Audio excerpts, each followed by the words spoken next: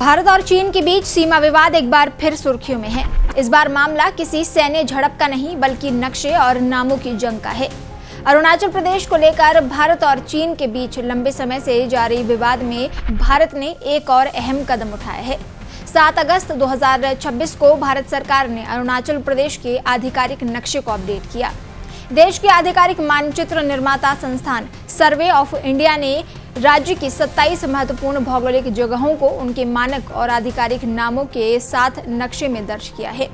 इन 27 जगहों में 4 प्रमुख पहाड़ी दर्रे, एक ऊंचाई पर स्थित झील, जमीन और पहाड़ी क्षेत्रों से जुड़ी कई महत्वपूर्ण जगहें और देश के वीरों की यादों में बनाया गया एक ऐतिहासिक वॉर मेमोरियल भी शामिल है। भारत सरकार के मुताबिक इस कदम का उद्देश्य सिर्फ नाम दर्ज करना नहीं है बल्कि आधिकारिक नक्शों और सरकारी रिकॉर्ड में इन स्थानों की पहचान को स्पष्ट और एकरूप बनाना है। इससे अलग अलग सरकारी विभागों के बीच बेहतर तालमेल बनाने और सीमावर्ती क्षेत्रों में प्रशासन और आपदा प्रबंधन को ज्यादा प्रभावी करने में मदद मिल सकती है।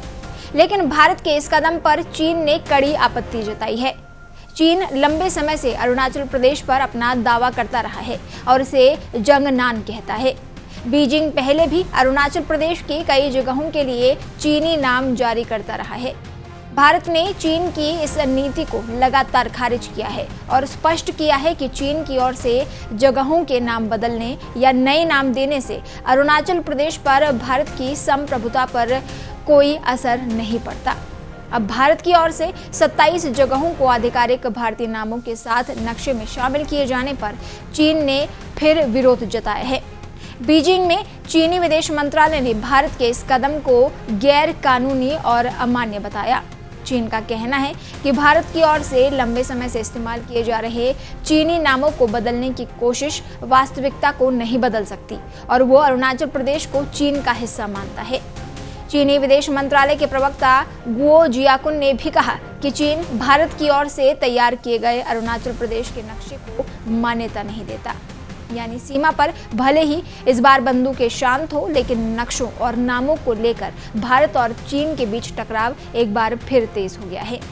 भारत अपने आधिकारिक रिकॉर्ड और नक्शों में अरुणाचल प्रदेश की पहचान को मजबूत कर रहा है, जबकि चीन लगातार इस पर आपत्ति दर्ज करा रहा है। फिलहाल ये भी स्पष्ट नहीं है कि इन आधिकारिक नामों के आधार पर आम लोगों के पासपोर्ट या दूसरे निजी दस्तावेजों में कोई बदलाव किया जाएगा या नहीं। सरकार का मुख्य फोकस इन जगहों की आधिकारिक पहचान तय करने और उन्हें भारतीय प्रशासनिक रिकॉर्ड में शामिल करने पर है। इस पूरे विवाद की सबसे अहम बात यही है कि नाम बदलने या नाम दर्ज करने की लड़ाई के पीछे भारत और चीन के बीच अरुणाचल प्रदेश पर लंबे समय से चला आ रहा संप्रभुता का विवाद मौजूद है। भारत अरुणाचल प्रदेश को अपना अभिन्न हिस्सा मानता है, जबकि चीन इस पर अपना दावा करता है। देश दुनिया की ताज़ा खबरें और वीडियोस के लिए अभी डाउनलोड करें पत्रिका ऐप।